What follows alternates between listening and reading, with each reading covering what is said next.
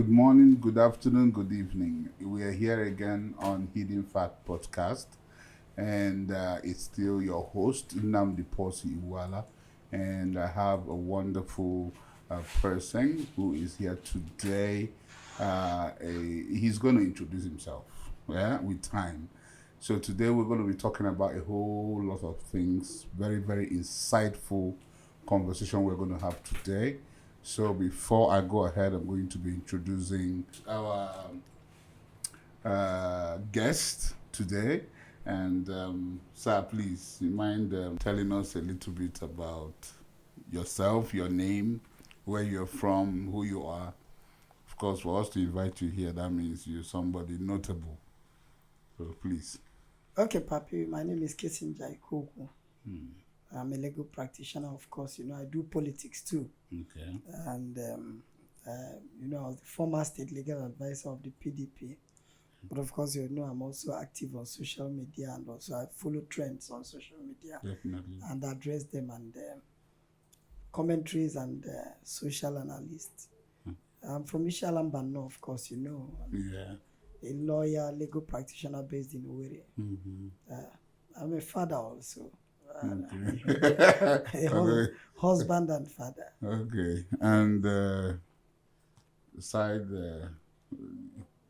any other thing apart from husband and No, no, not anymore. not anymore. Nothing. You are retired. Yes, nothing. But not tired now. No, I'm just. Okay. Yes. Okay. So tell us a little bit about social media. Have you always been a social media person? Apart from, if I was not a lawyer, I would have been a media person. Oh, yeah? My second career would have been journalism. So in the course of my legal profession, I've also had this a hobby, doing things on social media. Even before the advent of social media, I've always been inspired by writers and columnists. Okay. And I followed through, and I was writing columns in newspapers before social media came, and then we were active on social media. So we follow trends, we educate, of course we entertain, and also enlighten people. That's beautiful. We're going to be delving into a whole lot of things, and we have so many topics that we're going to be talking about, especially in your line of work and professionalism. So we're going to start off with what you said, the last thing you said, a husband and a father. So we're going to be talking about marriage, and how it is in Africa. You understand? So what makes a marriage? Nothing makes a marriage like, of course, the definition of marriage in Africa.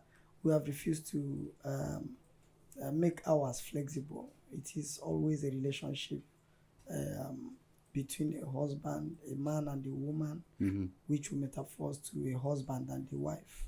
That is strictly what it has been in Africa. Of course, you have seen our laws. In our laws, most African countries, except for South Africa, have continued to reassert by reinforcing it with their laws to say we remain in that position, that marriage is a relationship between a man and a woman, which transforms to a husband and wife, and nothing more, nothing less. Okay. You might mind throwing a little bit insight. You mentioning South Africa. Can you enlighten us more so that? No, I think that's a little bit off. Okay. But for that purpose, in Africa, when you come in Nigeria, legally, we have just two types of marriages. We have the customary marriage, and then we have the statutory marriage. Marriage under the statute is what you guys out there call court marriage. Yeah, It's actually a marriage under the statute, and not court marriage, but it has assumed the nickname of court marriage. Those are the kinds of marriages we have. But we've had people always talk about the church wedding. Although the church wedding is not part of our laws. So you're saying that okay, at one point, for instance, we would one say that they are legally married. Or just like I told you, under our laws, you're either married under the custom or you're married under the statute. Okay. If you're married under the custom, that marriage is governed and will be governed by the customary laws. If there are issues arising from the marriages, it will go to the customary courts. If you're married under the statutes, then the Marriage Act and the Matrimonial Causes Act will govern issues arising from the marriage. And if there are issues or questions arising therefrom, then they will always go to the High Court. Okay. I think the only controversy is what we call the church wedding, which people want to locate. But to tell you the truth, the church wedding is not located in any of our laws, whether customary or the borrowed English law that we practice. It's not located in any of them. Well, earlier you said in social media you comment, you read, and then you enlighten. While we're at it, we believe that there are so many people who might not really understand some words that you use. So I would like you to break it down. What is statutory marriage and what is customary? Can you... Okay, in Nigeria we have the major sources of our laws are, number one, our customary laws. Number two, we call it the common law or received English law. So that's the system of our courts, how laws were made, evolved before Nigeria got independence. So even up to today, of course, you know that our court system and the hierarchy of our courts, from magistrate court to the High Court, from the High Court to the Court of Appeal to the Supreme Court, these are structures we borrowed from the English law, and they are governed by laws. So basically, there are laws, the ones we borrowed from England until a certain stage of our development, then acts of the National Assembly, laws of the state houses of assembly. So all these are what we call statutes. Okay. Laws, acts of the National Assembly, laws of the houses of assembly, bylaws of the local government system, or laws of England that were applicable in Nigeria before our independence. Okay. So all these are embodiment of the laws we call statutes. They are statutes because they are laws that are what do we call it?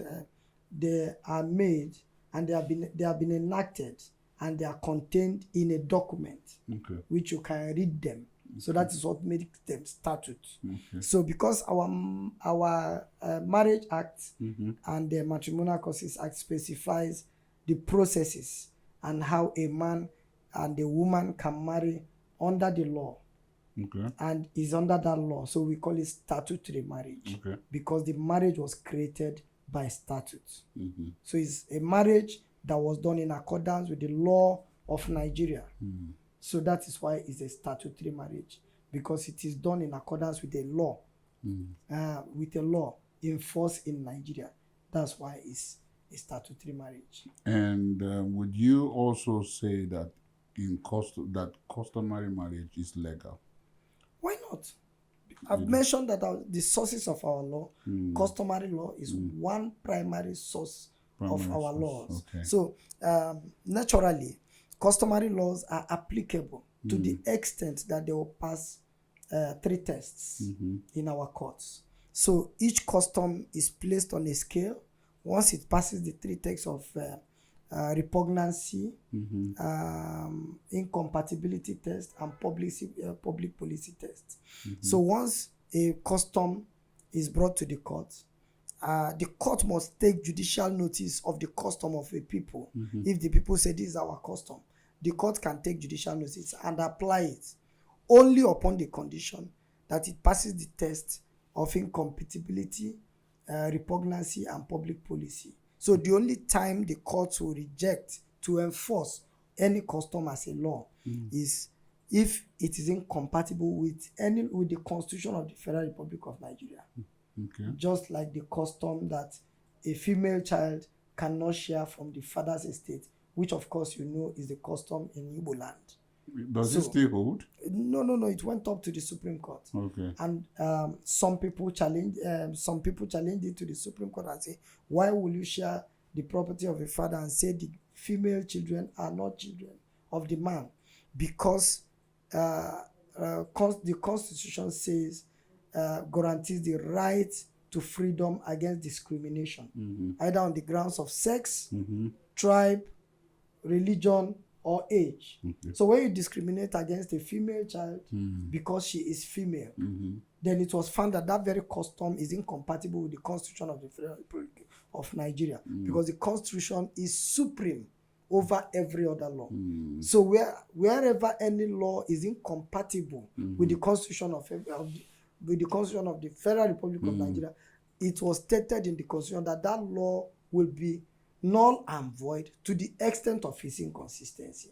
So it was found that the Igbo custom whereby female children will not share from the inheritance of their father is inconsistent with the section section of the 1999 Constitution guaranteeing right of every citizen not to be discriminated against on grounds of sex. So that custom was struck down. So now the male and the female child have equal rights. The law today is that the male and the female children have equal rights. A situation where the father disagrees to this. Okay, there's also a disagreement. We are realists. When you make laws, you're definitely going to come down to apply it. I have also faced some questions where people will come and say, okay, what if in a situation where the man has only one land, and that land is in the village, and that's where his male children will be accommodated, and the daughters are married.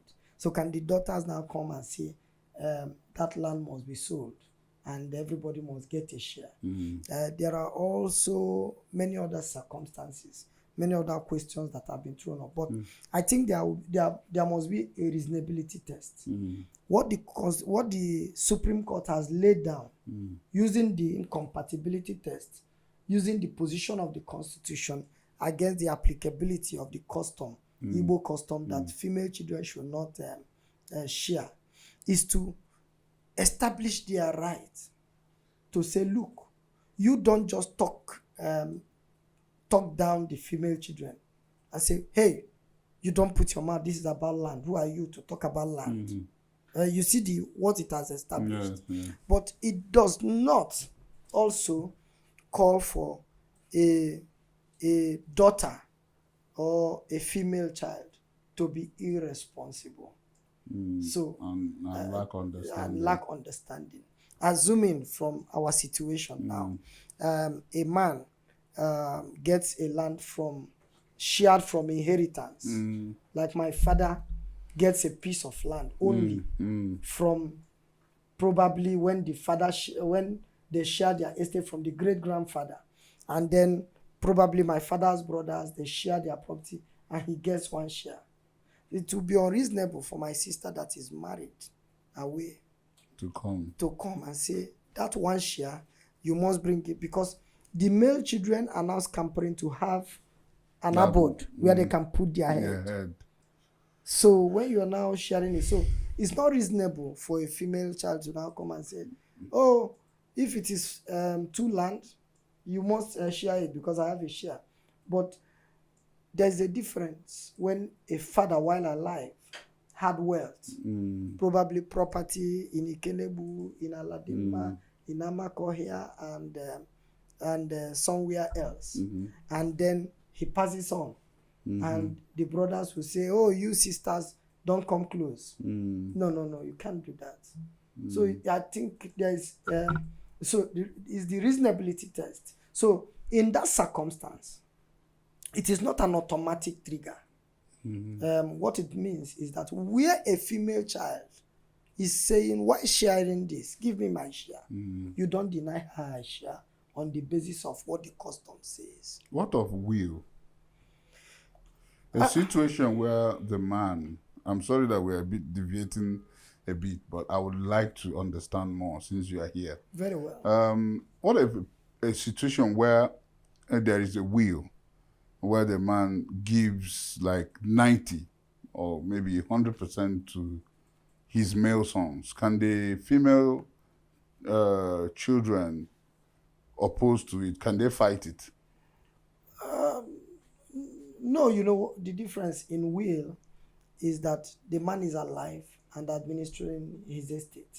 Yes, of course, he died after the will. He makes a testament Yes. while he's alive. Okay. That will become operational upon his death. Okay. That is an exception where the law gives you the right to share your property the way you like. Only subject to also things like the custom. Okay. Like when the custom share says there's a land called Ikeokwu, and that it is the first son. Mm-hmm. So if you devolve your property with a will and now take out the Ikeokwu and give to somebody who is not the first son, so the first son can go and challenge it on that basis. But if those are properties you bought, you have a right to give them out to charity. You have a right to say, I give the property to the church. You have a right to say, oh, anytime I die, I give it to Imo State government to use it to build a hospital. That's your right. To give it to my sons. Yes, or but something. if it is the ones you inherited from your great-grandfather, which definitely is going to be the abode, which like where I come from in Ishalambano, we call it one the Ikeokwu. Probably the other one will be Alambi, where the other people will have a place to build a house and lay their head. Okay. You may not give out those ones to charity because they will challenge it by a will. But the will is one process that is given to a man while alive to exercise the right to devolve his property, the things you own personally. You have a right. So the only things you cannot do are those ones that there are custom or laws that goes against them. But if you decide to throw everything you have outside, that's your testament, and nobody can change it. Okay, thank you so much. Going back to the marriage stuff.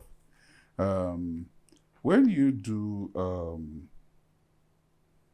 there is this law in churches that when your wife is pregnant, let's say you're in a relationship and she's pregnant, and of course you guys did like a traditional marriage, and the church will refuse to wed you. Is it right? I think that is a practice adopted, or rules or regulation of predominantly the Pentecostal churches. I must tell you, I am a Pentecostal. Okay. And it is a rule in my church. But to tell you personally, I don't agree with that rule.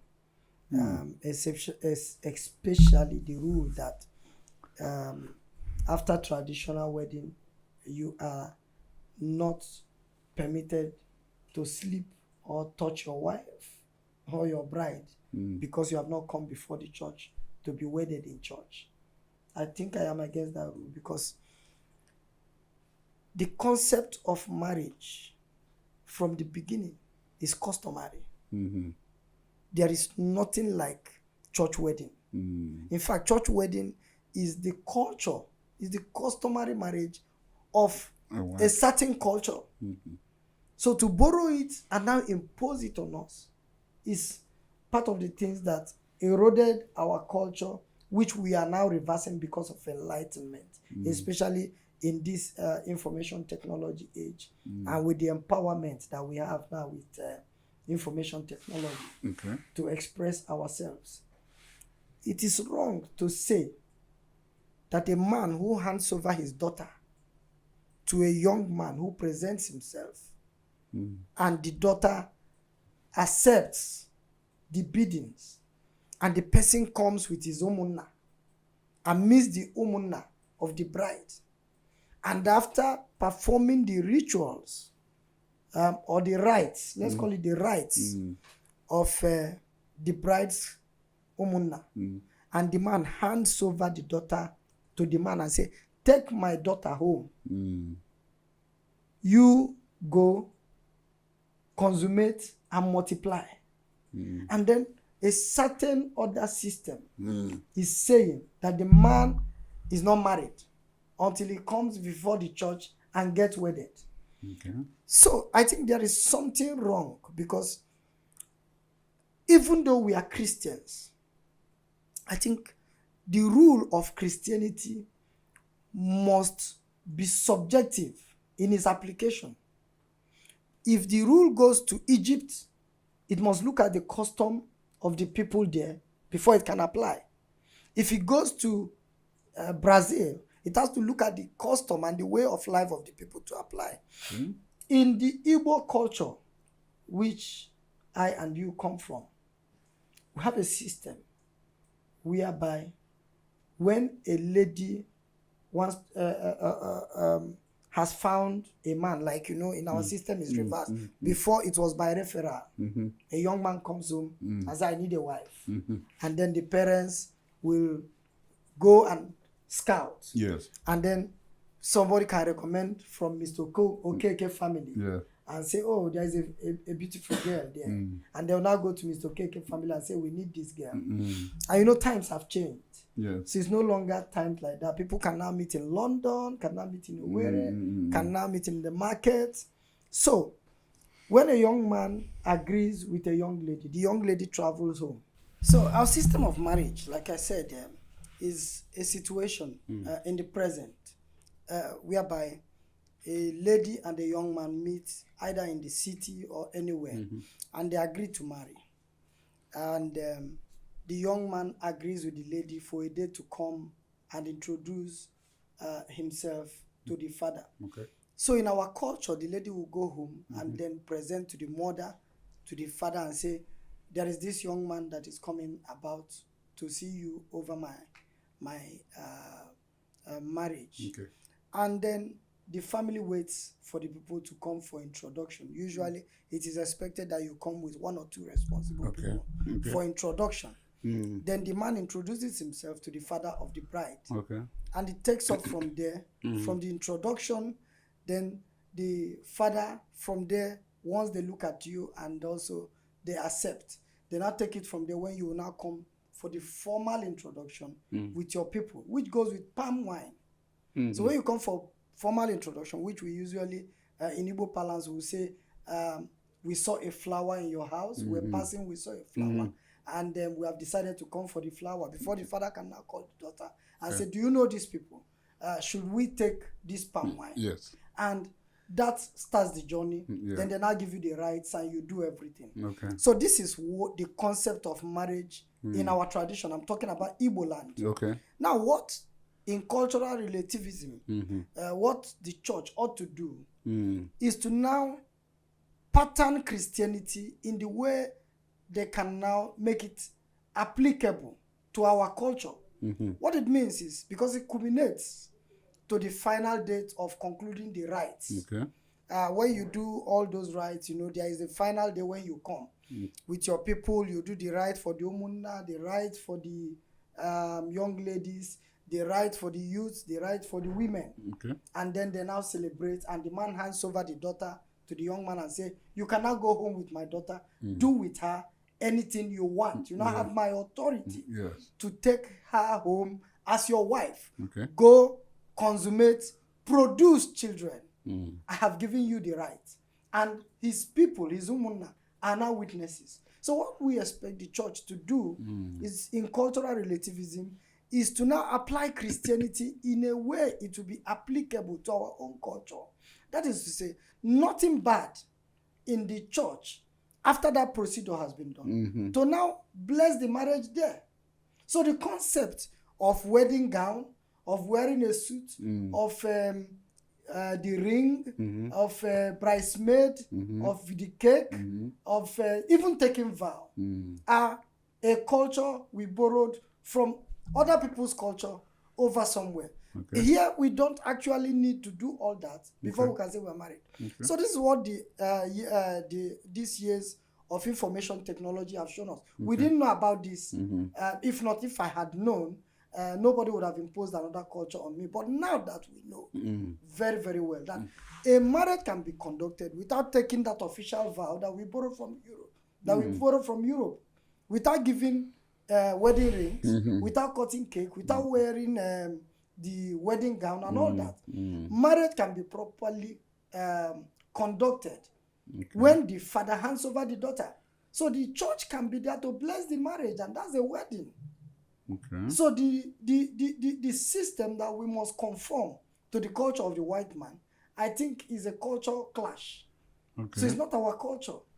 So I believe the church must begin to fine-tune their system to begin to make it applicable, to begin to recognize the relativism of Christianity to our culture. Christianity should not erode our culture. It should not take away who we are. Because it seems that's another person's culture. That's another person's culture. Because if you go to the Jews, there's a way the Jews marry. If you go to Egypt, there's a way the person marries. If you go to Vietnam, they may be Christians, but they have their culture. So you make it applicable so that, because every system, every rule must be flexible. So there is no way you can bring your culture and the European culture and apply it to everybody and expect it to stand. Okay. Speaking still on marriage, I think that this should be the last question on marriage. For the viewers, what makes a marriage legal? By our law, by the Constitution of the Federal Republic of Nigeria and the Evidence Act, our law presumes that a man living with a woman and bearing children are married. It is a presumption in law that a man living with a woman are married. Once they are having children and they are living together, there's a presumption that they are married. So it is now for anybody who says that they are not married to prove that they are not married. Our Constitution presumes that when a man and a wife starts living together and having children, it doesn't matter even if they have gone to do traditional wedding or they have gone to court to do court wedding. That may be subject to them formalizing the marriage. But the law presumes them as married, and nobody can take it away from them as long as they are bearing children. Once they tell you they are married, they are married. Really? Yes. Well, would that really pass? Even though it doesn't pass, you're talking about conclusion of rights.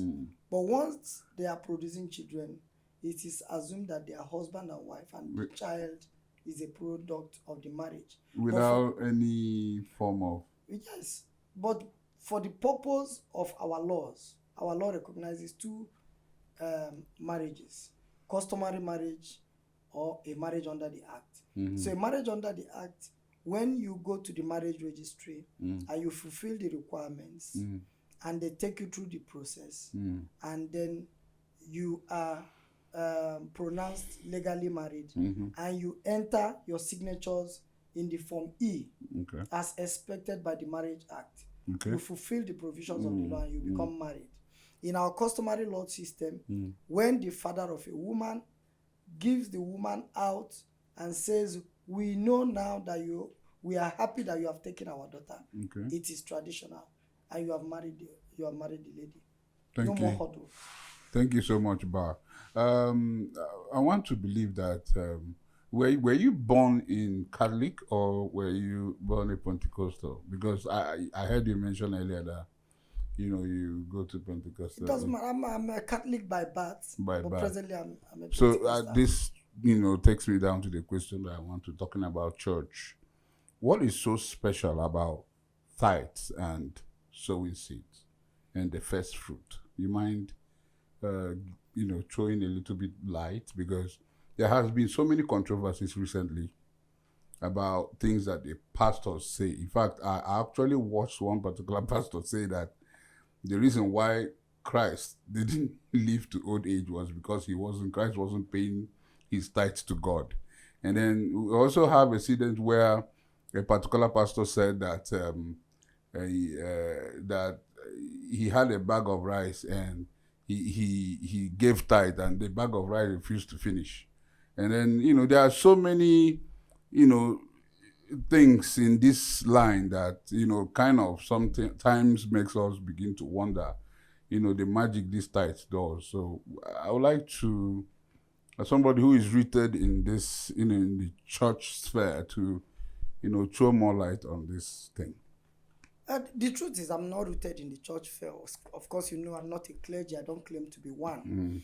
But, the issue of tithe has generated a lot of controversies, especially for us Christians. Because one way or the other, it affects you.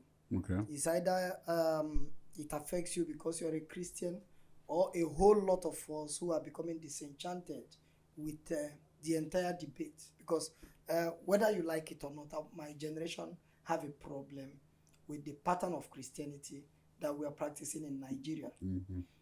The truth of the matter is that we seem to be getting something very wrong over these tithe issues. I don't have any problem if anyone chooses to pay tithe. It's freely. I don't have any problem. But when it is placed by most clergy that we see in Nigeria now as a condition for blessing, that God cannot bless you unless you pay your tithe. To the extent that recently a very influential man of God in the West had to even raise the misfortune of a member or a former member. He raised the misfortune for questioning for being he raised the cause of the misfortune for being the consequences of questioning church account and all that. Yes. So they have made tithe a condition, or sowing seed a condition for God's blessing. And this is running contrary to the message of Christ himself when he was in the world.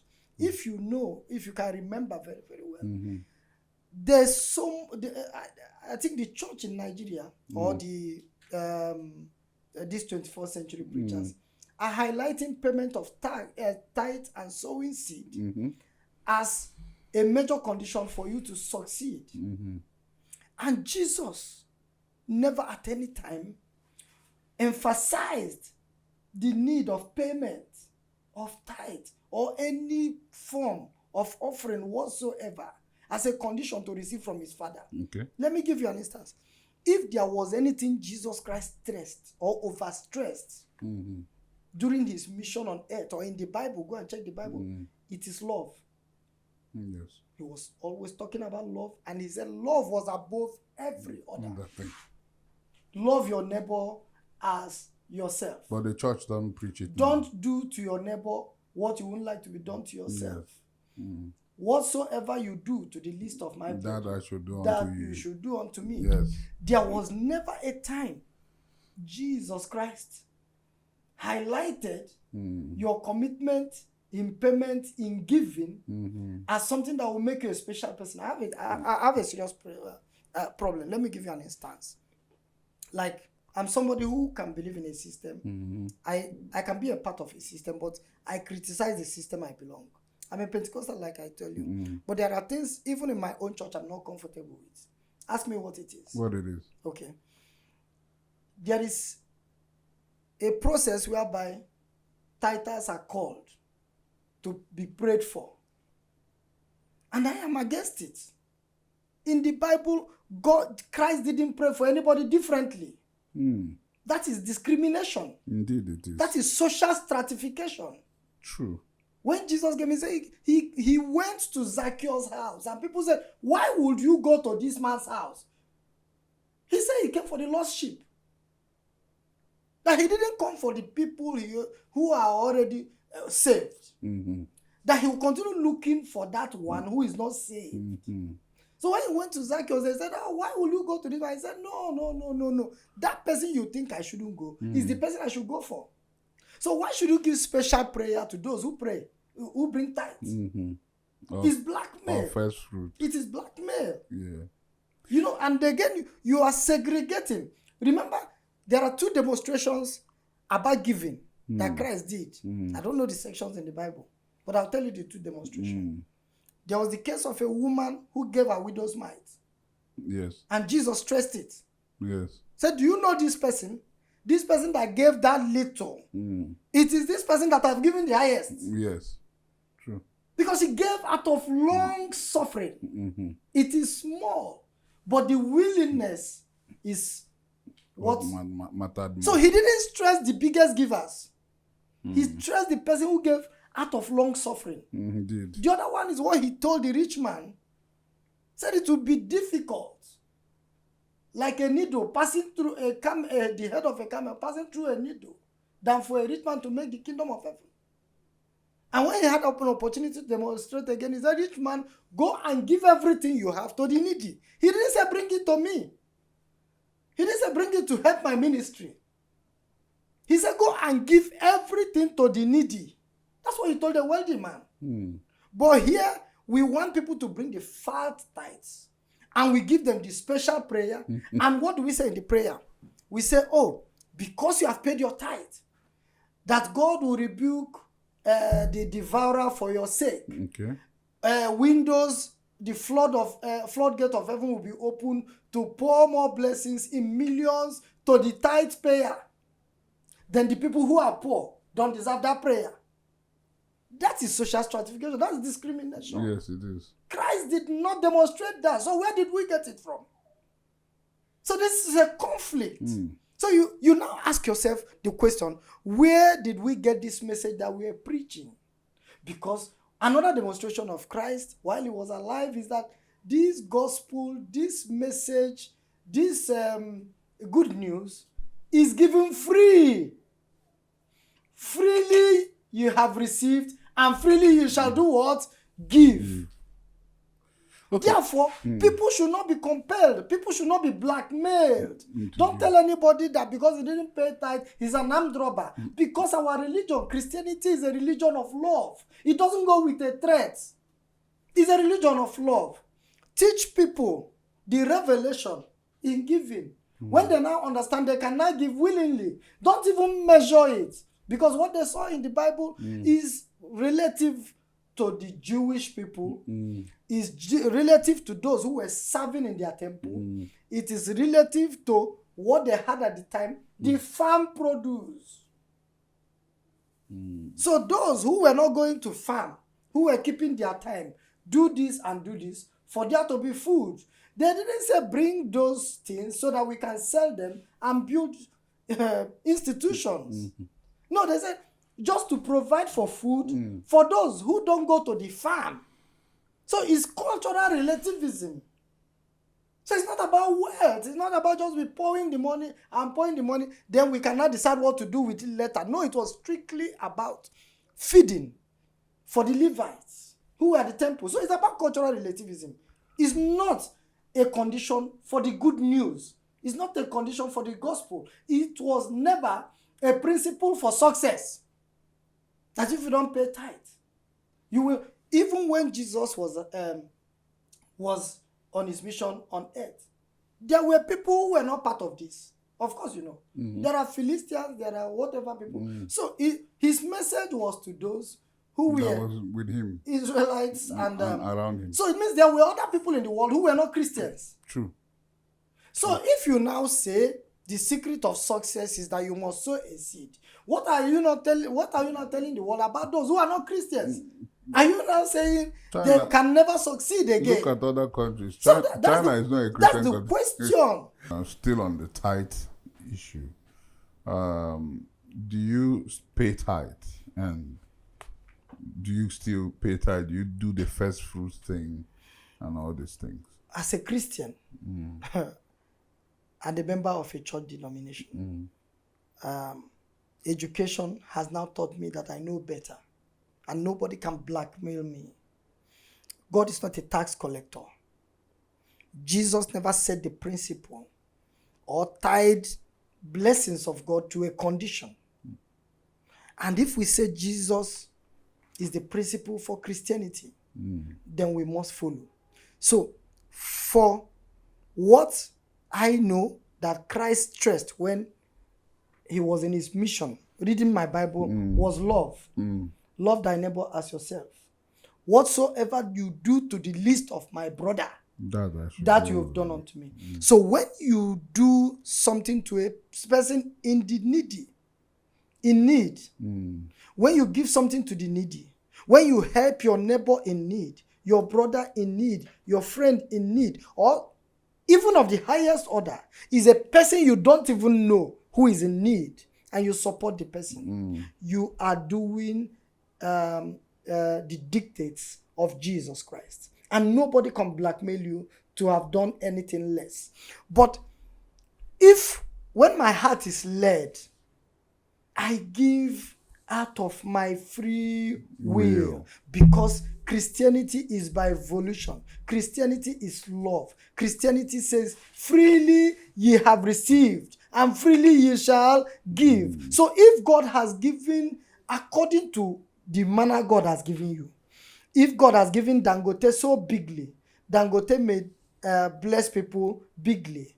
If God has given you bigly, you can give bigly. Even when you don't give bigly, it's not a compulsion, but just demonstrate love. Love your neighbor as yourself. Do what and again, you know, ironically, the concept of love cuts across religion.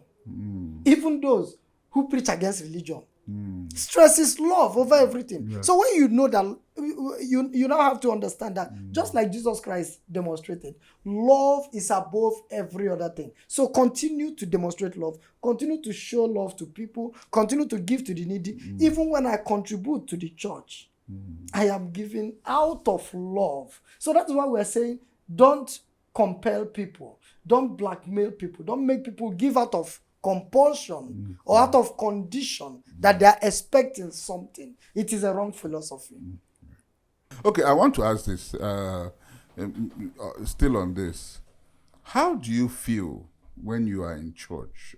Of course, you mentioned, you being, you not liking it, even in your own churches. I'm asking this question. Do you feel disgusted while sitting in the presence of God, and then this kind of thing happened? Do you feel disgusted? The concept of Christianity and church denominations is a system, is a strict system. You're not permitted to change anything. Yeah. You must come in, you must accept it the way it is. In fact, when you begin to go against the system, the way it is set up, it is deemed rebellion. So, one good thing we must be happy about is the advent of social media. These products, free speech, what do we call it, platforms, YouTube, Facebook, HiddenFacts, HiddenFacts. Of course, they're platforms. Yes, of course. So they now give us an opportunity to debate these issues, to debate these things, to bring it to the table, and we can reason together. Let me give you an instance. After several, debates online and on social media, that it is an insult to say a man who has paid the bride price for his wife has not married, and he must wait until he has now come to the church to do a wedding. I must tell you, a lot of clergy people have agreed. Yes, Father Oloma is on social media, who is a Catholic, has agreed. My pastor, I was surprised the day my pastor came to church and announced that if you want your wedding to be done contemporaneously the day you conclude list, please apply. That they will be there and do the vow taking immediately after the father hands over the daughter. They give you a vow there. You don't need to spend money to pay for any hall and begin to feed thousands of people and then go back and become bankrupt. So my pastor have announced it. So you see, because of the advent of social media, if there was no social media, things would have stayed. What platform would we have had to air these things, to debate these issues, and also everybody agreeing? We're suffering. We were just borrowing other people's culture. Yes. So my pastor announced it and said, even if you don't want a corporate wedding, this big one, that if you can walk in with your wife dressed in gown and even in traditional, that they'll wed you. That you don't need to be a wedding gown anymore. It doesn't. Even you mustn't carry this and that and that. All those things are borrowed. He has announced that if you want it, just two of you and just the family. All they need, their procedure is to know whether the families have agreed, and then the rights done. That's the required customary. Yes. So they say once you can now come, it can be done. But the issue is, yes, they have left it to choice, but we need to educate our people more, so that it will simmer in our understanding. True. That you don't need all this. A young man will now spend some wedding now. You now see a wedding worth over 25 million. I think there is this particular girl on social media, VK. That one, is it VK or V something? That one spent close to 50 million. Horse in Owerri. you know horse in Owerri. The wedding was something else, though. Horse in Owerri, standard horse in Owerri go for 2 million, 2.5. Yeah. 1.5. This place I'm telling you about, their hall there is almost 10 million. Decorations are over the cliff. Yeah. So it makes people look at what happens, even though it's choice. But when you see what people have done, it's a peer pressure. Yeah. Competition. Yeah. You want to be like other people. Yeah. So you now go extra mile. So you can now there's this poem they call parable. Poem they call parable. I don't know if you know the poem. Two neighbors were fighting, and they felt the best way to continue to do their thing is by building their fence. So this person puts one block in the fence. I think the other person puts another. When this person sees this person, I put one. He says, "I'll put two." Yeah. The other person also, until the fence now killed both of them. Okay. So you see, yes. So the more you see people now do it, you now begin to go to borrow. Yeah. In order to do that kind of wedding that other people are doing.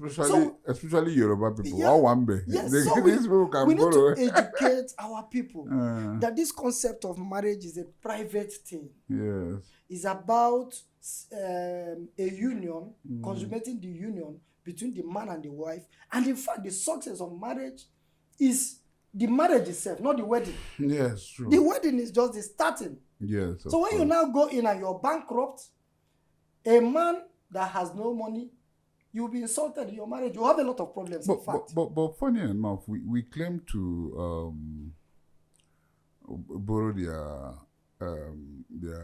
way of doing wedding. But actually, the whites, their weddings are not expensive. They will just do wedding and come and eat small chops, drink wine. Like, they will pass a wine, a champagne around, and pour in everybody's cup. They will do cheers, and somebody will just say something. This person, but here they want you to bring one bottle of champagne and one bottle of Hennessy. We have thrown it off the cliff. You now believe that you must feed 1,000 people. Yes. to before you be confirmed that you have married. That your maternal home people have to come, your village people have to come, and when they come, they will begin to complain and say, the rice was not well cooked, the chicken was small, I didn't get enough drink, and all that. So you see the mentality. So we have left the main philosophy, which is to come and witness a husband and wife start their journey of marriage. Because the journey of marriage is a very difficult and rigorous one. Yes. And it's a journey. It's not it's not just an achievement. It's a journey that will be that will suffer a lot of temptation. There will be a lot of trial. There will be challenges along the way. Yeah. So why do we now come and spend all those money? And by the end of the day, those people, in order to become acceptable in the society, end up spending all their money in the marriage, and then they go in and they become bankrupt and running into trouble. Yeah. So we should celebrate marriage and not wedding. Oh, yeah. Okay, thank you so much for this much insightful and opening eye conversation. Okay, let's deviate a bit. Let's go to business. And because of your profession, I'm going to be asking some few questions which I would like, to know about. So I'm going to be talking about airline operators. Now, I'm sure you were on the social media and you heard about Airpeace, and how their price when they came into when they got their plane and started flying out of the country, how all the prices dropped.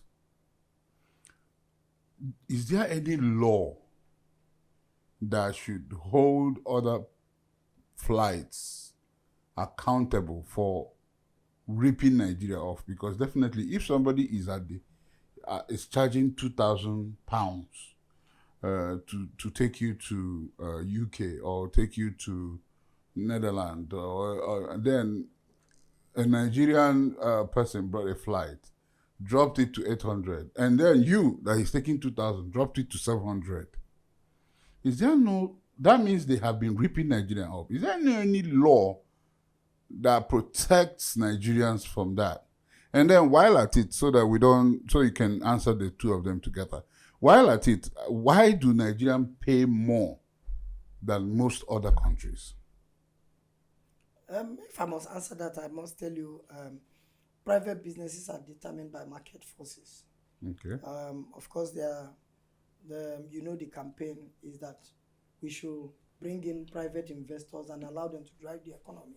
So that what government will do is to provide the enabling environment, conducive environment for businesses to thrive. Okay. So it's not the business of government to tell airlines what they charge.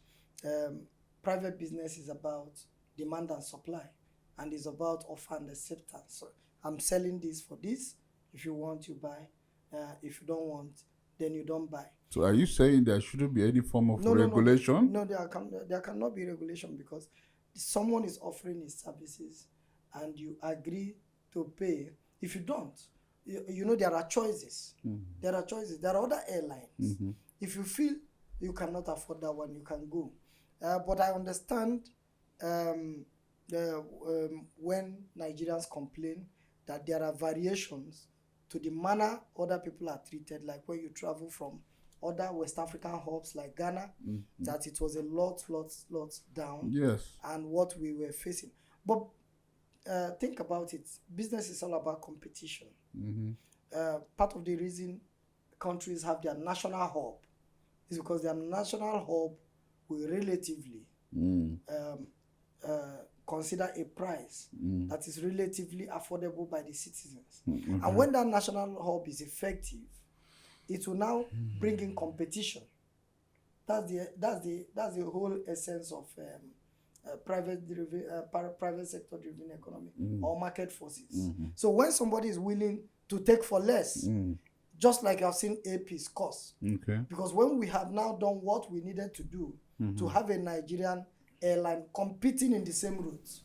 Okay. So Airpeace now brought his price to what it felt was affordable to people of his country. Okay. And now it has now brought about the competition. So the bottom line is that if Airpeace was not there, that relativism, that consideration of what Nigerians can afford wouldn't have been there at all. Mm-hmm. So Airpeace first is, so that is why government must inject money in the private sector to make sure there are business people, whether to give them incentive from Nigeria, who can now play actively or compete with other people in the same business. Because when you are doing, just like the refinery we are talking about, it's a shame that as a nation, all our petroleum needs are being refined from, are imported. Mm-hmm. So because when you have people, if Nigeria was by some percentage refining its own product, we won't be having just one tariff above board. So we cannot refine our fuel. So that's why we now refine. We have to sell the crude and now import fuel. Then we begin to give subsidy and all that. So the best thing to do is to enhance indigenous business people to play and also compete with other people internationally. Because if you're not able to do that, then you are likely to be susceptible to whatever they offer you and that's what you receive. It's disappointing that Nigeria does not have a national hub, just like Ethiopian Airways, Kenyan Airways. There are countries, I think Malawi. When you mean national hub, you mean a national carrier. Okay, national carrier. So there are countries that have a national carrier. Okay. Like United Arab Emirates, like Malaysia Air, Ethiopia, Kenya, Egypt Air. Yeah. So it's unfortunate that we don't have a national carrier. But why don't we? I don't know. Okay. So because we don't have principles of management. Yeah. So that is probably why we are being shortchanged. I thought there was a time they said the Nigerian Airways was coming back or something. That's controversial. They called it Air Nigeria. Air Nigeria. And it was about the media, and there was no substance. And it was just in the air. That's it. But you talked about what may be causing the price variation. But that we must agree that there are challenges when we don't have stable power supply. And a nation like Benin Republic has stable power supply.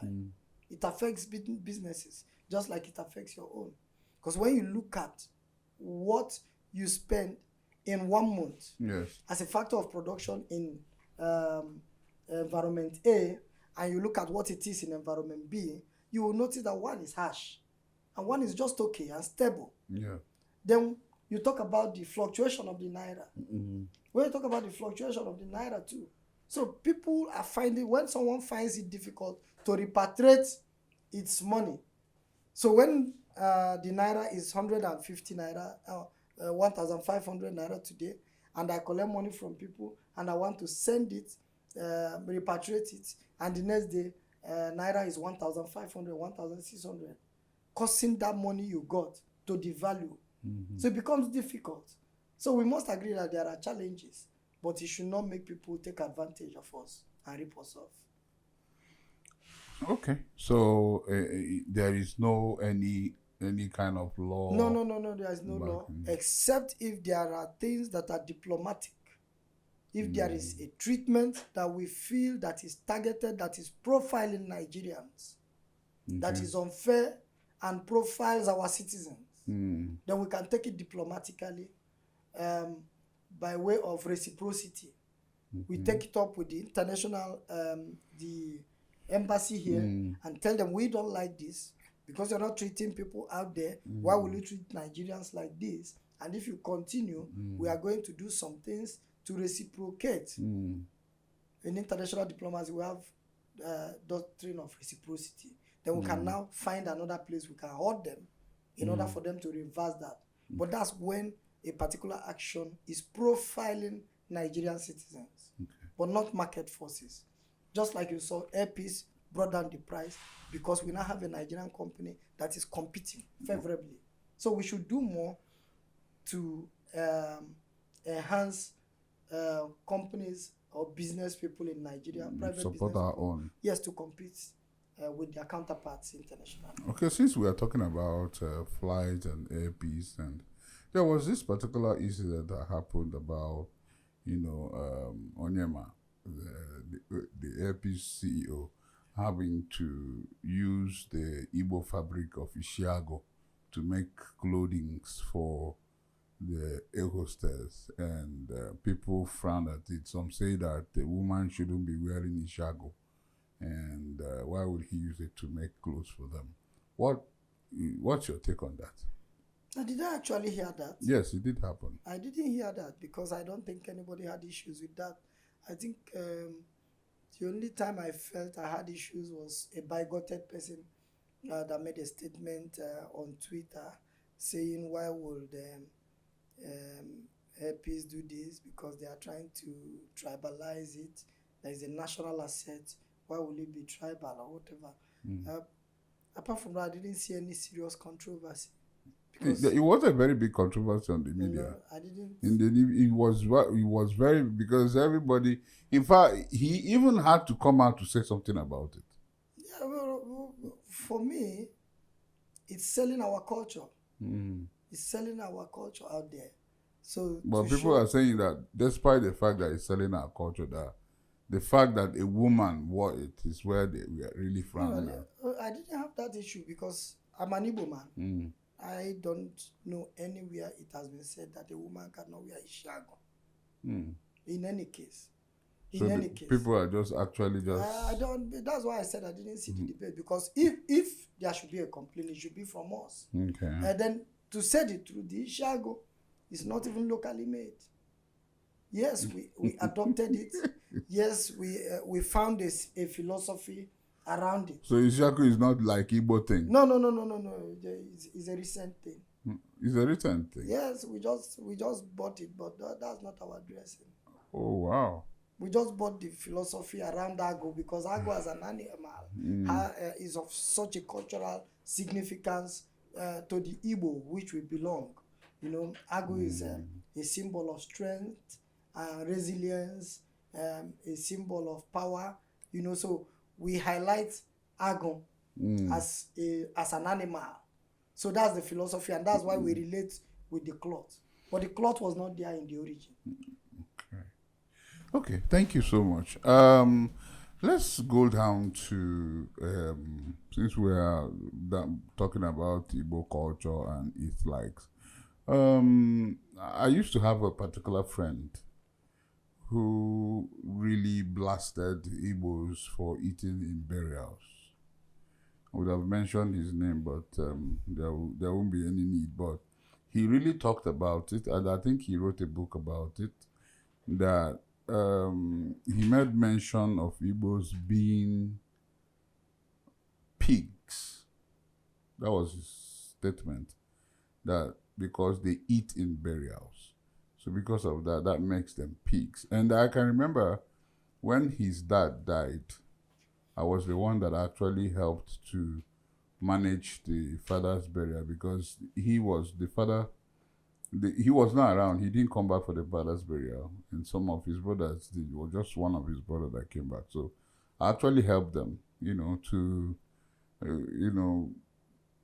take care of the burials and and everything. So during that period, he will call on video call to know what I'm doing, and then I'll show him videos of people eating, and then you look at these pigs eating my dad's burial, And in the village, this thing happened in Ihituboma, and the village people were very angry, with his language and things he said about that stuff. So this brings me to do also what has been trending lately, where E-Money, KC, and a few others were eating in Junior Pope's burial. They were, drinking and eating. And people said, like, they shouldn't eat in that burial. That is a tragic something. And so I just want to know, what do you think? Is it okay for people to eat in burials? And, should they be frowned at? Or is it like a cultural thing? And are there people that you should eat in their burials and not? For instance, let's say when somebody is old, 100 years, they call it celebration of life. And maybe when the person is 20 or 30 and dies untimely, you not say, oh, I can't eat there because he died untimely. But then it's still burial. Burial is burial, yeah, and all that. And also, sorry, I also know there's a particular incident that happened with Osmond. Is it? Yeah, I think it's Osmond that around Imsu Junction. The man's mother died. It was a very popular news, and who is a very popular person, and people from all walks of life came for the burial. And I heard what he gave them that day was pure water. All of them. He gave them bottled water and pure water, and he told them that nobody's eating, nobody's drinking, that this is a burial, it's not a celebration, and this one, that he's not happy, and everybody should just drink water and go. And then that was how the burial, it really happened. So I'm just asking, we know that burial used to be celebrated, but I think in Igbo land, one thing spikes the other. I think after Obi Kubana's, was it a mother's burial? A lot of things started happening. Burials started taking a new, different dimension. People now spend In fact, when people die, they now have committee of friends and raise money. You see burials, they buy drinks of almost, I've seen somebody buy a drink of 80 million for a burial. So I just wanted to know, what do you think about this? For me, I think this issue has been very, very dear to me. I think we really have a problem with the concept and philosophy of burial in Igbo land. Okay. And I think we must take a second look at it again and see if we are going the right way or the wrong way. Okay. I have a serious issues with the kind of burial and the way we conduct burials in Igbo land, because it has become a way for ostentatious display of wealth and to show how successful the children of the person that died or the relations are. So we now use burial to showcase how rich wealth or how affluent one is. I think that is a total deviation from the entire goal. And I think it was not there from the beginning. I think it is a recent thing that is coming with development as we advance as a people in the society. I've not seen anywhere, even in the most advanced worlds, where we gather like that to do a burial, except for royalties and presidents. Burials are usually conducted when you see, like those countries where you have burial grounds. It's usually a solemn occasion. People come there, people conduct themselves well. They just bring the person, keep the person, say some words, administer what is his fate, and then give the final goodbye. And the person is laid down and everybody go their way. You see people who are gathered, you see the solemnity, you see the whole attention is to the family. But presently in our society, I know that there is this this need that we have to give something. It's in our nature as Igbo people to give visitors drink, entertain visitors when they come. I understand that. But we must now put a check to know when things are going in the excess. Because when we do burial, of course, people can come from Port Harcourt and Aba, and if you don't give them water, in fact, at the burial, somebody may slump, and it may become something else. Yes. So there was that need to produce little refreshment for people, especially if it was during the dry season and under the hot sun. People may need after staying long. Well, why do we actually stay long in our burials? Why do we take people to church? You don't see it overseas. They just lay down the family straight to the business and they bury the person. Yes. But here we start the process by 8 o'clock and now keep people till 1 o'clock, 2 p.m. Sometimes it's 6. Sometimes wakekeeping. That now begins to bring in the necessity of refreshment. But if we make it business and say this person is going to be buried by 10, so if you consider it, I like the Islamic way of burial. Wherever somebody dies, if it's in a way, within 24 hours the person must be buried. So in the kind of burial we now do, it becomes a matter of showing off, you know, and it has made us not draw the line between when to identify with families that need help. So we apply, yes, there are cases where we say it's a celebration of life. The person lived a fulfilled life. And anybody that can say, on this one, there must be a celebration. No problem. But the problem is that we have used the same template for the wealthy man, for the successful man, and are now applying it to the to middleman. the house of the poor man who just died, and even the children are struggling, Yes. then the woman will come and bring out the list of how much he is owing in the meeting I'm telling you. as a condition before they will administer the rights. The church will even come and say, he has not paid his dues for so and so time, therefore we will not give him his rights. Yeah, but that So what it means is that if the children are poor, money must be borrowed somewhere. yes. So people now sell their land in order to give their dead one, what we call A befitting burial. Eh, So in God, that God. befitting burial, the God, person God. now sells his land, just like I told you the parable. So you now use your wealth, sell your land, and now do a burial. And now, people will eat it in their mouths. and then you go back to And of the irony is that what yeah, was eaten will be flushed out within 24 hours. yeah, so And that is the land of a family that is poor. I So we swear. have not drawn a line between when we should mourn with people and even support. I just like you're talking about Junior Pope, a very influential person. I don't know. Maybe I cannot mention him here. Very influential social media guy, the guy in Enugu State. Yeah. He just wrote on his wall. I don't know if I can mention him. Yeah, sure. Yeah, Okulora. Okay. Very, very fine submission he made. He made a very fine submission. He said why he didn't come down in Junior Pope's burial. That he arrived there in his car and decided not to come down. That he saw people, rather than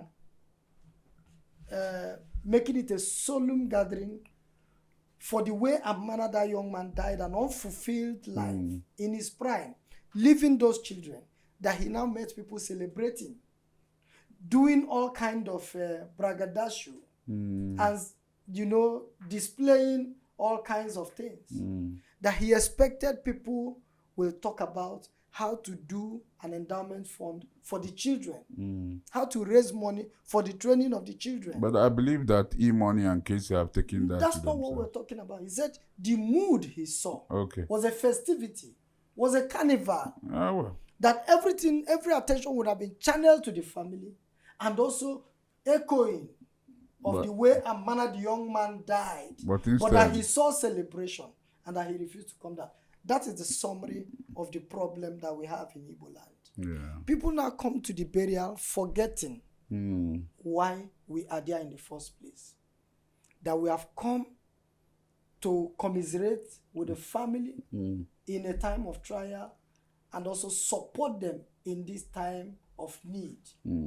So we now come expecting what we eat and what we will drink. Then you now come to the second one. People will spend hundreds of millions, 20 million, 30 million to bury the dead. While in the next compound, there is a young man whose WAEC needs to be paid for. Yes. There is a young man whose JAMB needs to be paid for. They always say it's not their responsibility. Needs to be paid for. And you see somebody spend 80 million, 100 million on burial, doing a burial. So you see, we have lost track entirely. We have lost track. So to me, I believe we need to begin to raise this debate. That's why this platform and social media platform is available. All the things we're doing, are they really necessary? Can't we just make it a solemn atmosphere? Come, 1 hour, a burial is done, everybody go your way. Because it is this time we spend that has made it that people who come from far and near needs to be entertained, given refreshment, and the in-laws and everything. Can we just change this thing and make it like the northern people have said, God brings and God takes. Let's commit the person to the ground and everybody go your way. Can we go back to that system? Can we go back to the system where when we come, we say it is a solemn atmosphere, let us comfort those who somebody is dead. All this fanfare of the social clubs, the church, even the church and everything, it should be those who feel they can come and help and support. Just help and go. I think that was why William Adi said that during his burial, he doesn't want to see anybody there. The ceremonies are unnecessary. He said he will just want to see just his family. The ceremonies are unnecessary. He even said that his tomb is ready. He even said that he's going to, the day at his burial, he will be naked. For me, no clothes, no nothing. They should just put him inside his casket, cover him and throw him underground. For me, no celebration, no nothing. All those celebrations, high preparations, for me, they are ephemeral. They are not good. There is no philosophy behind it. Yeah. I think it's a deviation from the real business, from the real philosophy. The business should be just come there, commiserate with the family, everybody go. I have said cases must be looked at differently. Our law recognizes that communities, villages, or kindred can have a way of doing things. Corporate contribution or corporate or communal way of sharing burden of solving issues around them. Problems that affects them, which includes levies and dues and of course, monies that can be paid. There's no problem about that. But if somebody dies, if there is a levy and the person has not been able to pay, and you present it to the family and they're able to pay, there is no problem. But we lose our humanity when you come to a family. Probably a man loses his life and the children are still very young and they have no means of livelihood and the family needs support. In fact, the burial should be about how do we contribute to help the education of the children he has just left behind. So we now overlook that and begin to talk about the monies he was supposed to pay that he hasn't paid.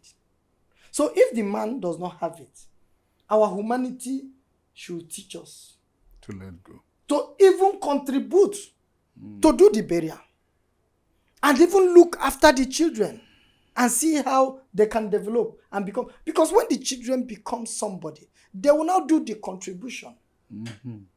But if we now insist that they must go and borrow or sell a land and give to us, we lose the whole essence of our humanity.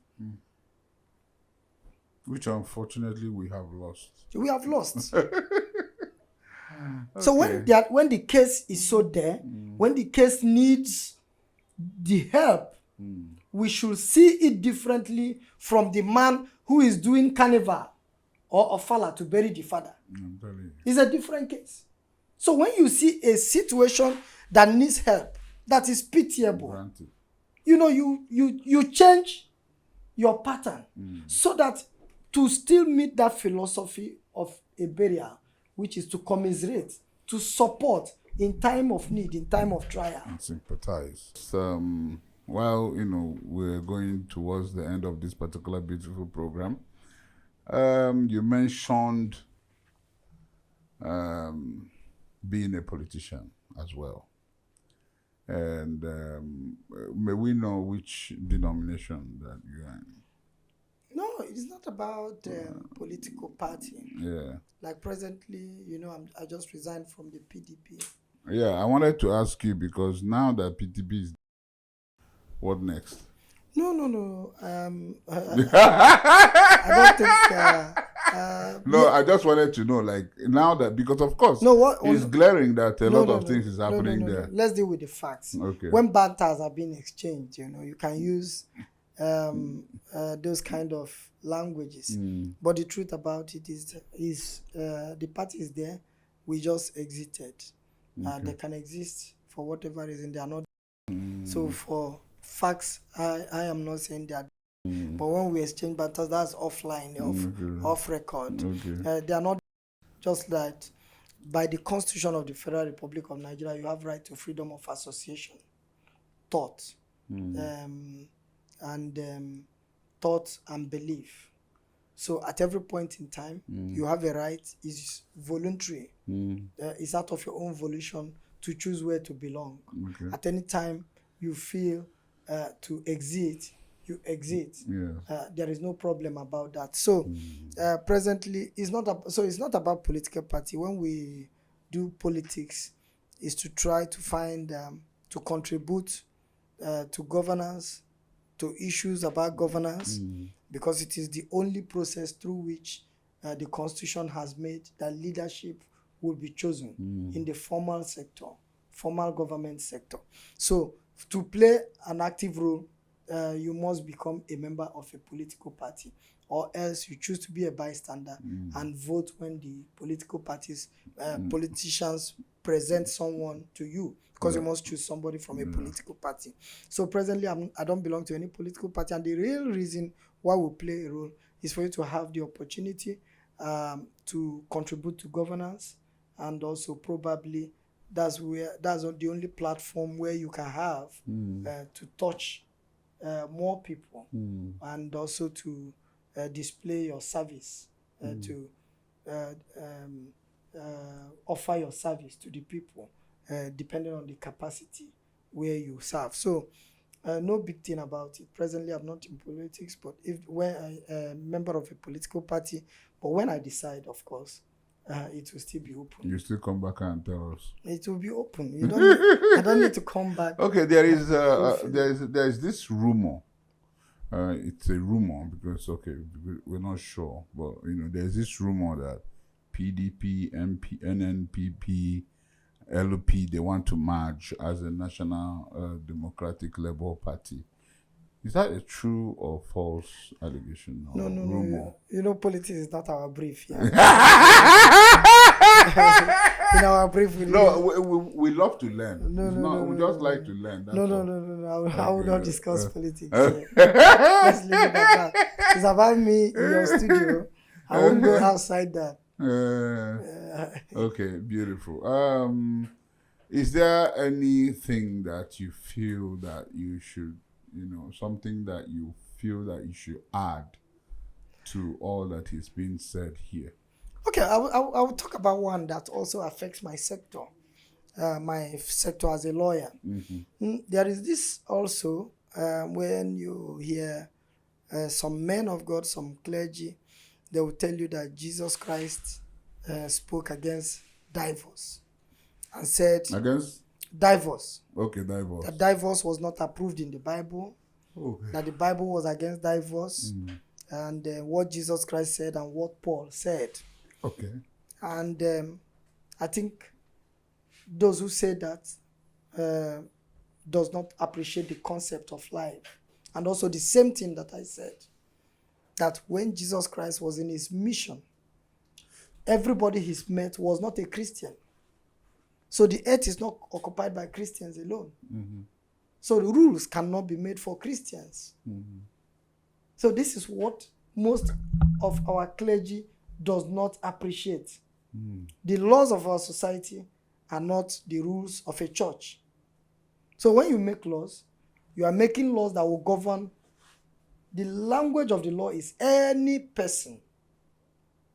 Any person means anybody existing within the geographical expression of the area the law is being made. So if Imo State House of Assembly is making a law, they are making it for any person in Imo State. So it doesn't matter whether you are a Japanese or a Chinese person. If they say any person who abducts somebody for ransom, when they say that, it means whether you are a Chinese or you are a Russian and you are in Imo State, if you do this. So if it is Nigeria, it is about any person. So it doesn't matter whether you are now Buddhist or Hindu or Christian or a Kanka or a Freemason, or you are a free thinker, or you are an atheist, or you are non-aligned at all. So you see, the law applies to everybody. Oh, yeah. So Jesus dealt with situations he met in the Jewish society as he was seeing them in the course of his mission. He was talking about them. Paul in the Bible was also addressing concepts and issues as people were presenting them when he goes to a local church, whether Corinth or whatever, or wherever he went. And they will bring a case to him and say, what do you think about this case? What do we do? And he will say, now, it cannot be said that they dealt with every facet of human behavior. It cannot be said that every case was presented to them. If it was, okay, they weren't in the time of social media. So they couldn't have seen the things that are happening now. So there are cases that wasn't presented to them. And that informs that there were cases they did not deal with, which are now issues in our peculiar society. Nobody presented to them, okay, what if someone goes into a marriage and the man is an armed robber? And I say, the woman is exercising her right and say, I don't want to marry this person again. Are you saying it's for better, for worse? That God said there can be no divorce. So anything that, whenever there is a right of ingress, there will be right of egress. That means you can, anything you can go in, you must have a right to go out. When you don't have a right to go out, that's false imprisonment. That's imprisonment. That's servitude. That's somebody confining your right. So that's someone confining you. When you can enter something and somebody says you cannot go out. In our relative, when you enter an association, they say you can't go out. What do we call it? We call it cult. Yes, definitely. They say you cannot go out too. So it's against the law because the Constitution guarantees you right to freedom of movement, freedom of association, freedom of thought, conscience, freedom. So that means you can go into something and say you don't want to go, including marriage. So when marriage are not going well, you have a right to go out based on the rules that have been set and the tests to know whether, because marriage is an issue of the courts now, whether the customary court or the high court. So tests have been set so that you can bring it into any of those conditions. And when those conditions are genuine and valid, and the court looks at it, and the court will say, yes, you have a right, and the court can now set it apart so that everybody can be free. So no one can use religion to blackmail people into staying in marriage. Like, for instance, the most common one, where we say, when life is threatened, when life is threatened, when in when there's domestic abuse, to the extent that it is going to the degree where your life is threatened, that the best thing is to flee. So nobody can convince me that God admonished, or the desire of God is that when your life is threatened, that you continue to stay because of the institution called marriage. Says you must stay. No. When conditions are right, it is better for people to safeguard their life, to safeguard also their sanity and their happiness, if it is guaranteed outside the union which they have willfully entered. When someone enters a marriage and is totally or radically different from what guarantees peace of mind and guarantees a good life for somebody, there must be processes for the person to exit. And that is why our courts and our customary laws and our laws, matrimonial constitution, have been there to set up processes which could guarantee somebody to exit an unfavorable marriage. So no, it is wrong for anybody to use religion to blackmail anybody. The only thing is, once the conditions are right, in fact, it is better than for somebody to stay and die for the conditions that the person. So it's better that the person is out and the person is free to look after his children. And live. You made mention about when two people are together and start giving birth together, they are married. You understand? The law presumes the husband and wife. Yeah, the law presumes so. So when it comes to the fact of properties, when they are divorced or when they no more want to cohabit, let me use that word, is there any law that helps the woman and the children to have some part of what they might have acquired during the time they were living together? No, the truth of the matter is, when we come to devolution of a state of a dead person, it is governed two ways. It is either you married under the act, or no. When someone dies in Nigeria, it is categorized into two sides. So there are two categories. One is when someone dies testate or intestate. If a person dies testate, that means with a will, his property will devolve or will be administered in accordance with the Wills Act applicable in the state. So when someone dies testate, his property or his estate will be administered in accordance with the Wills Act. So when you die, when we say somebody died estate, it means the person died with a will. But when somebody dies without a will, it is called the person died intestate.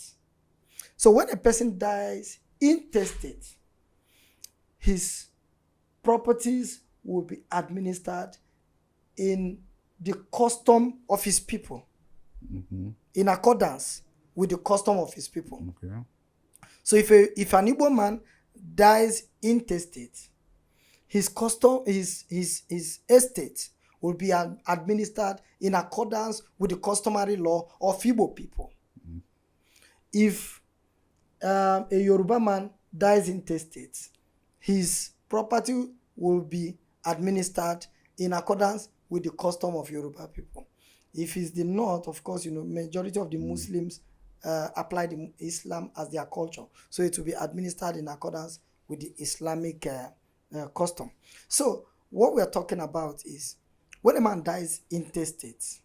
So the question now becomes, what does the custom say?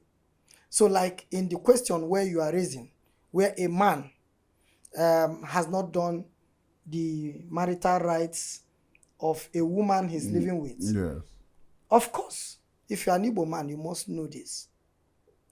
That cohabiting with a woman without doing the customary rights does not deny the fact that both of you are husband and wife. The only problem that arises is that you owe the debt of rights over the woman to the bridal people. So it is always activated when the woman dies. If you bury the woman without reference to her people, then you commit a taboo. Then if you now consult them as is customary in Igbo land, they will now enforce those rights you have refused to do when she was alive. Okay. So you have to now fulfill the conditions of the marital rights before they can present to you the condition for the burial of a daughter who dies in a marital place. This is when it comes. They are not denying that you have not had children, that you people have chosen to marry. No. They are not going to stop you. The father will not come for the daughter. Nor will the father say, this is not the husband of my daughter. The only thing is, under the custom, there are recognitions that he will not give the husband of the daughter of his daughter because some rights have not been done. Okay.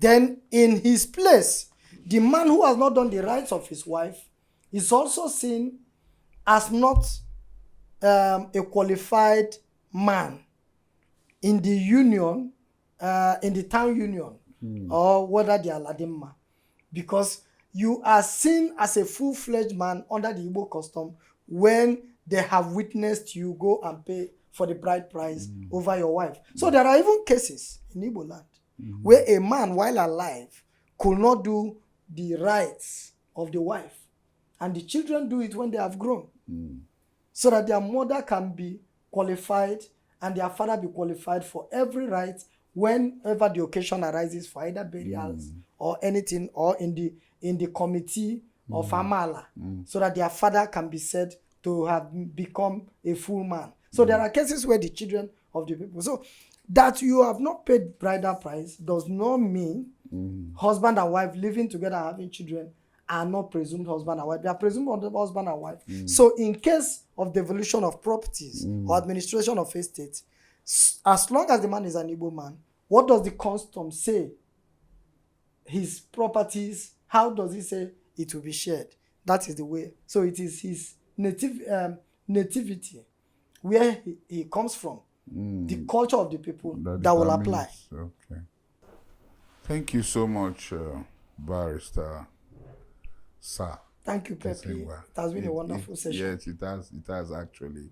I really appreciate you taking out your time to come. Thank you so much. It's quite, I learned a whole lot from this, and I'm going to stop giving tithe. I'm just joking. I give, but I don't call it anything. I know. For me, I give out of free I don't will think I remember when I give, but I don't think I remember when I gave last. not as a condition of tithe. I believe that I have more other ways that there are many ways to give. Where I give. There are many ways to contribute to the work of the ministry, even. Indeed. Than saying every month it must be 10%. Yes, indeed. Okay. Thank you so much. But there is something I forgot to ask you. Sorry that I'm taking much of your time. A few days ago, I saw Kanayo blessing the son. When the son, he told the son to bring his first fruit, the money he made from acting movie, and then he took it from him, and then gave it back to him, collected only 500, and then blessed him, and said, "This is how it should be done. That no child should take the first money he made in any business to the church the way the church people demand. That the money should come to the father first." What do you think? What do you have to say about that? You think he's right in that submission? Or do you think that this first fruit is really biblical? What I don't find comfortable is placing that side by side with the practice in the church. In the first place, I think the preaching about first fruit is entirely wrong, is misplaced, and should not hold water in the current society. That's number one. Number two, I don't think there is any law or any rule in any church compelling everybody or anybody to bring your first fruits from your hustle to the church. No, there is. No. You understand what I'm saying? Okay. The preacher may preach. It is the way it happens to you, or it comes to you, and it ministers in your heart. So the preaching or admonition of a preacher is not a compulsion. It's not a law, neither is it a rule. You know, the preacher preaches. If it happens to you, that you believe 100% what he says. But there is something you said. Sorry, there's something you said about tithe. How they bring people. They say people with their tithe should come, and then they will not come. You said you don't like that. No, the issue of tithe has gone beyond that. But then what I'm trying to say is that this thing happens on first fruit too. No. It happens. They have people that they'll say. No. It happens. No. I must tell you because I'm a Pentecostal. Maybe your own denomination don't do that, but I've seen it in so many churches where they will ask the first week of the month or ending of the month. They say which people are coming with their first fruit. I've seen that many times. First fruit harvest. Yeah, first fruit. The first money they made in a year. No. I've seen it. I've seen it many times. That is misguided. That's misguided. But anyway, everything about religion. But what I'm saying is that nobody has compelled anybody to bring your first fruit. If you want to comply, that's your business. But the truth of the matter is that, like Kanayo stressed, the blessing of a father supersedes over all. The blessing of a father. Because even the Bible recognizes that the father is God's representative on earth to the children. That when you look at your father and you respect your father, you pay reverence to God. I agree. Because your father represents God to you on earth. So when you respect your father, or when your father prays for you, that prayer cannot in any way be inferior to any other prayer. So the impartation of a father or the words of a father to the child is of high significance. To the growth of that child. It's of high significance in our belief as Africans. So when a father speaks upon his child, or a mother or blesses a child and say, just like you have done to me, let your child do for you. And when a father curses a child, we also see it. That it is one of the worst things to happen to a human being is for your father or mother to be alive and lay a curse on you on a particular matter or in general. So the blessing of a father is very, very sound. And as Igbos, as Africans, we resonate with it. It is not even about Christianity. We resonate with the issue that when a father blesses the child, or a mother, or a grandfather, or a grandmother, that kind of blessing is of higher significance, and that it has the endorsement of heaven. And that it has the endorsement of the Almighty God. Because even when we are not Christians, even when our grandfathers were not Christians, they believed there was a supernatural. Yes, I believe. So, but I don't believe it should compete with what the clergy does. No, it is to say, look, it is the place for you to go and say, this is my first money, and I want you to, just like we get the car, we run home and say, Father, bless my car. Bless my car. So that's the same way when you get your first salary, you say, Father, I've just gotten my first salary from this job. God has blessed me. Please bless me. So it's of high significance. Thank you very much. Thank you. It was an amazing time. Thank you. Thank you very much, my viewers. It's been a wonderful time with our guest, Barrister Sir Kisinga Ikeokwu, quite a very notable person, and of course, for you to have been listening to this, that means you have watched the whole interview, and you can see the intelligence and the wisdom in him. Thank you very much for watching, and wait for the next segment. Still your host, Nnamdi Posi Iwuala. Thank you for watching HiddenFacts.